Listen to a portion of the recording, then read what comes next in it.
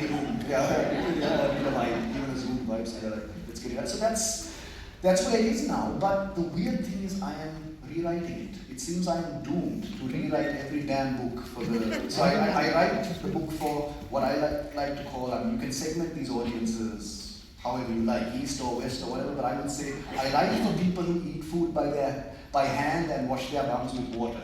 That's who I write for.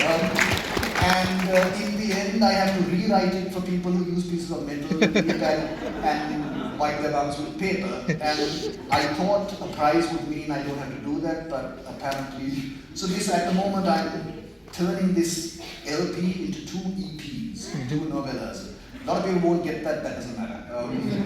But yeah, so it's being rewritten now, that's my December deadline. But yeah. I'd like to just read out how to read this collection. Never in sequence. I don't with other people's works. Why should anyone with mine? If I were sequencing this disc, this would be my order, but this isn't my record, it's yours. You're the one who bought it or stole it. Read it how you damn well please. If you like stories with twists, then he suggests switch. If you prefer tales when things happen, then he suggests switch. If you're okay with fiction when nothing happens, then he tells you which ones nothing happens. What is this letter? I love it. No, why?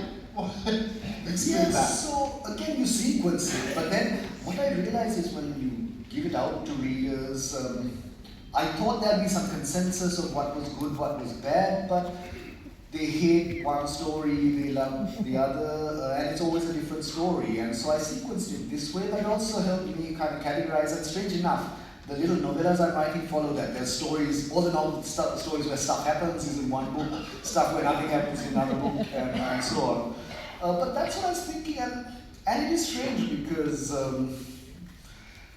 maybe that's why, because conventional wisdom is don't bother with poetry or short stories, they don't sell, write a novel, which I always find curious in this time of short attention span. Surely you can consume a poem while waiting for a bus or read a short story, but that seems to be the wisdom. But yeah, that's why I had a guide to how you could sequence this, but also you missed the last bit, which was like if you were like reading stories that everyone else hates, try the Birth Lottery. Because the Birth Lottery, the title track, if you will, of this is the story that everyone hated, because it's a story of 3,000 years in 42 lives, this idea of reincarnation, so this soul being born, whatever, 3,000 years ago and coming up to present date, and it's kind of maybe 42 different short stories, and everyone hated it, so that was my selling to this, and my justification for keeping it in the collection. If everyone hated it, how did you manage to keep it in the collection? Big-headedness. No, this I also kind of flex my book it's the short list time, so I was like, you really want to put it out now, and okay, then I think Birth Lottery should be the title.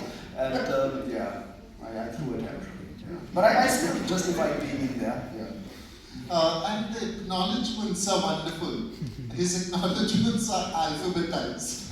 It is one of those, just like a list of everybody, which I like. I keep notes of everyone who says something kind or helps me, and I keep notes in a separate file, and then you got alphabetized. So my good friend Adil Aziz, AA, he gets to be headline every single book, because he's a doctor, and so all these medical stuff I research with him. But yes, and a special thanks as well. I haven't done it for the latest, I guess I got arrogant now, so I don't know, maybe there'll be no acknowledgements. And I'm also paranoid now, who do I mean, have I left someone out and all of that. But yeah, that was back when I was organized, the good old COVID days. Yeah. How are we doing for time? Just to ask the question. In the front too. My name is Lieutenant Colonel Rahul Srivastava, exploring corporate as of now, might be writing sometime. This is about the fantasy world and book. I haven't really read it, but heard a lot about it. 80s, when you were around 10 years old in that story, if I connected. And when I think about writing myself about fantasy or something, I go back to my childhood. Is it a spontaneous thing when we talk about fantasy? If you want to create a story, is it common to people like they go back to their childhood and try to present things as they have seen, those events or things as a child? Right. What is your take on that? First we've got to separate fantasy and magic realism. What is the difference between the two? I haven't heard a convincing separation of that. I think one of them, so you can have a dragon in either. If the dragon breathes fire, it's fantasy. If the dragon is a Trotskyite, then it's magic realism. And he gets put in awards and all that. I wouldn't have minded if he was in the fantasy section, but I think that's a demarcation. Curious you should say childhood, because I read a lot of detective fiction and the usual Narnia and Tolkien, but I wasn't a huge fantasy geek. But I was very conscious of the fact that writing about Sri Lanka's fractured history, especially those contentious periods, if you write non-fiction, you get a lot more scrutiny and maybe a lot more hassle. But you chuck in a demon and a talking animal, and then you don't know where is this guy, a joker?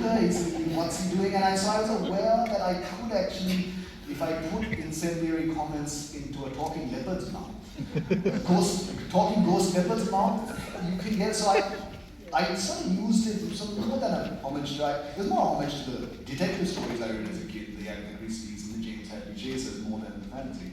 But I was conscious of that because now Sri Lanka has a really rich science fiction tradition. Vajra Chandrasekhar won the Nebula, won the Ursula Le Guin, Udanjaya. There's like these millennial, I shouldn't call them kids because they're now in their 30s, 40s, but they are writing, using this tool of fantasy to talk about stuff like, the last regime that we chased out and do things like that. So I think that's where that idea comes from, and you see it around the world now. China has a rich science fiction tradition, and I think that's no good. If you want to talk about power and criticize certain regimes, you don't write non-fiction.